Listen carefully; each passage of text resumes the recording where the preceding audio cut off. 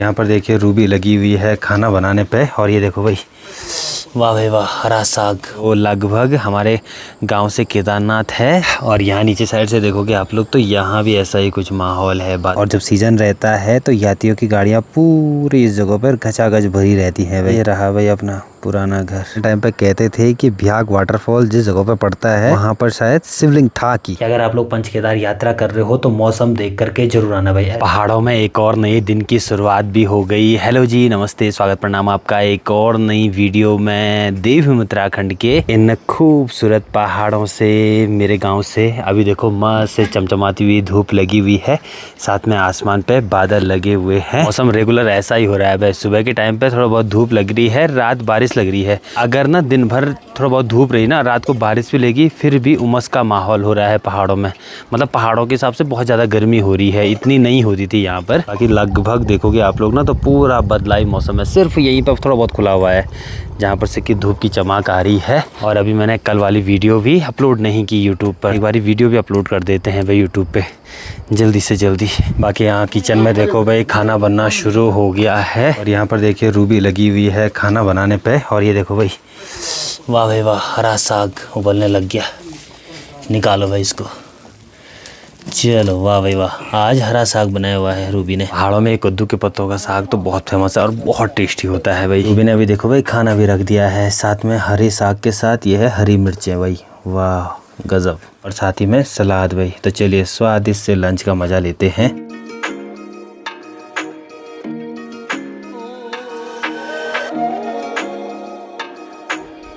ठीक है मेरे भाई। शाम की देखिए जी 5 बज गए हैं। यहाँ से ठीक सामने है मधमेश्वर घाटी। और यहाँ साइड देखो भाई, आज ऊपर जो बर्फीले पहाड़ हैं वो दिखाई दे रहे हैं। और इनमें देखो भाई बर्फ़ भी आजकल बहुत कम हो गई है। जैसे मानसून आता है फिर जो बर्फ़ है ये काफ़ी कम हो जाती है। और इधर साइड आज शायद बारिश लगी होगी दिन के टाइम पे, तो अभी भी बादल हैं भाई ऊपर। और यहाँ नीचे साइड से देखोगे आप लोग तो यहाँ भी ऐसा ही कुछ माहौल है, बादल लगे हुए हैं, साथ में नीचे साइड बारिश हुई होगी। आजकल मानसून में लोग बहुत कम ट्रैवल करते हैं पहाड़ों साइड, क्योंकि लैंडस्लाइड का डर होता है। तो बहुत कम, मतलब गिनी चुनी गाड़ियां आ रही हैं सिर्फ। वही वाले फूल के पेड़ पे देखो फूल भी लगना शुरू हो गए। इस पे देखोगे नीले कलर के लग रहे हैं। और जो ये वाला फूल है इस पे देखोगे आप लोग तो वाइट कलर के लग रहे हैं भाई। ये देखो, वाह भाई वाह गजब। साथ में बहुत सारे लोग पूछते रहते हैं कि आपके गांव से केदारनाथ की जो डिस्टेंस है वो कितनी है की। तो लगभग हमारे गांव से केदारनाथ है 70 या 75 किलोमीटर भाई। ऐसा होता है अगर हम लोग सुबह के टाइम पे अगर रास्ते लेंगे तो शाम तक 4 बजे तक लगभग हम लोग केदारनाथ पहुंच जाते हैं।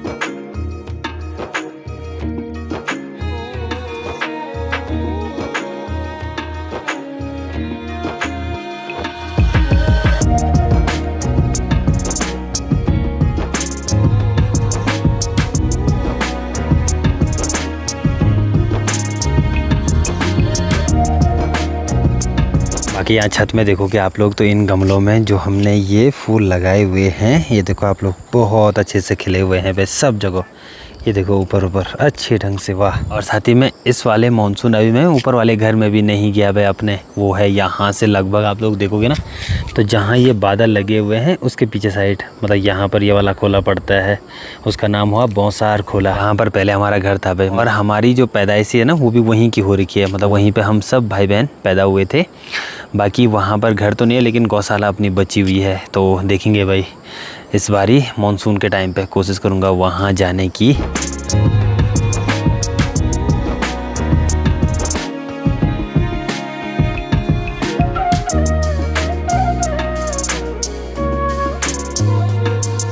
अभी जस्ट रांसी गांव में पहुंच गए हम लोग। और देखो आप लोग भाई, भाई साहब क्या गजब के नज़ारे दिखाई दे रहे हैं। ऊपर बादल हैं और नीचे देखोगे आप लोग तो गांव। और ठीक सामने जो आपको ये वाटरफॉल दिखाई दे रहे हैं ये हैं भाई भ्याग वाटरफॉल। ये देखिए। और जब सीज़न रहता है तो यात्रियों की गाड़ियाँ पूरी इस जगह पर खचाखच भरी रहती हैं भाई। लेकिन आज देखोगे आप लोग तो बिल्कुल बहुत कम, गिनी चुनी गाड़ियाँ हैं लगी हुई। अभी मानसून आ गया है, साथ में बारिश आ गई है तो यात्रा भी काफ़ी कम हो गई है भाई। और यहाँ से ठीक ऊपर जो आपको ये वाले घर दिखाई दे रहे हैं ये है अपना पुराना खोला जिसका नाम हुआ बौसार भाई।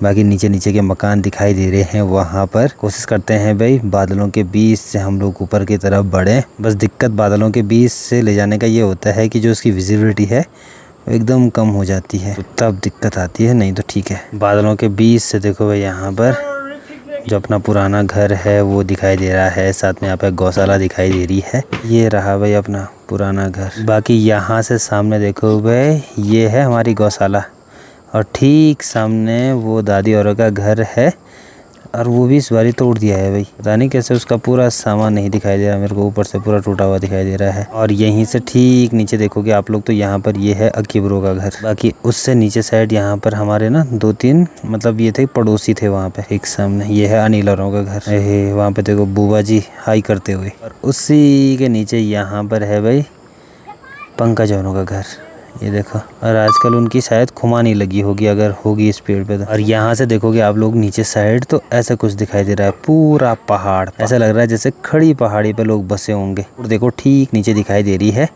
तो लगभग ये समझो आप लोग कि रोड से ऊपर पूरा लोग पैदल ही आते हैं भाई।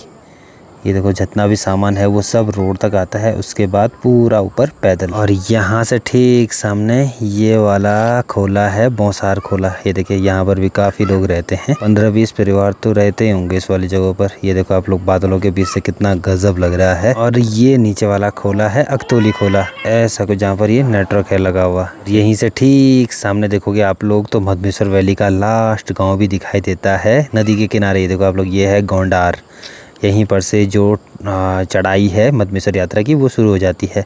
और रोड के नीचे नीचे देखोगे आप लोग तो रोड की कटिंग यहाँ पर तक हो गई है इस वाली पहाड़ी तक।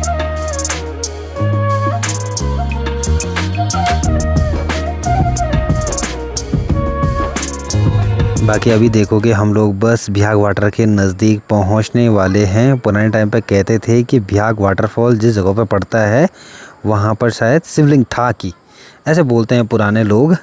बाकी उतना तो पता नहीं, लेकिन यहाँ पे थोड़ा करीब लेकर के कि भ्याग वाटरफॉल कैसी जगह पे पड़ता है। ये देखो आप लोग, वाह, इस वाली जगह पे पड़ता है वह भ्याग वाटरफॉल। नीचे नीचे तो लगभग पत्थर ही हैं पूरे।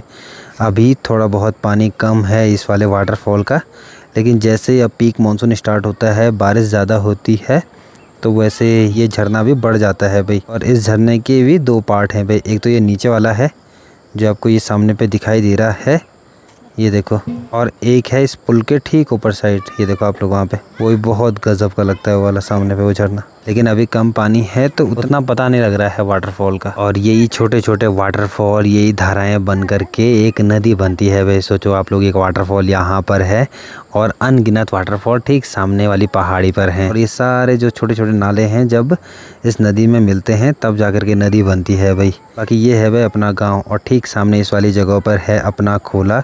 और वहाँ से नीचे बहुत सारे लोग बोलते हैं कि दीपा भाई का खोला कौन सा है कि, तो वो है ये वाला। देखो आप लोग, ये नीचे ये है तरसाली खोला भाई, और उसके नीचे पिलखोल, और फिर उसके बाद सीधे नदी आ जाती है नीचे। बाकी यहाँ आप लोग किचन की छत में देखिए भाई, यहाँ पर 2 बेलें लगाई हुई हैं। इधर साइड देखो ये लौकी की बेल जा रही है ऊपर, और सामने साइड यहाँ पर ये है भाई कद्दू की बेल। ये देखिए खिरकंडे की बेल, हमारे यहाँ खिरकंडा बोला जाता है उसकी बेल। वहाँ पर उस पर तो फुलार लगना भी शुरू हो गया है भाई। और कुछ ही टाइम हुआ था सामने मधमेश्वर से जो बादल हैं वो भी छटक गए हैं भाई। और ये देखो आप लोग, अभी थोड़ा बहुत यहाँ गाँव के ऊपर ये बादल दिखाई दे रहे हैं। दोपहर के टाइम पे थोड़ा बहुत क्या हुआ था कि बारिश लगी थी भाई, लेकिन बिल्कुल बूंदाबांदी लगी थी। और अभी एकदम ठंडी वाली हवा चल रही है, मस्त सुहावना मौसम हो रखा है। लेकिन फिर भी आजकल मानसून में रात का कोई भरोसा नहीं रहता है भाई, रात को बारिश हो सकती है और होती है यहाँ तो।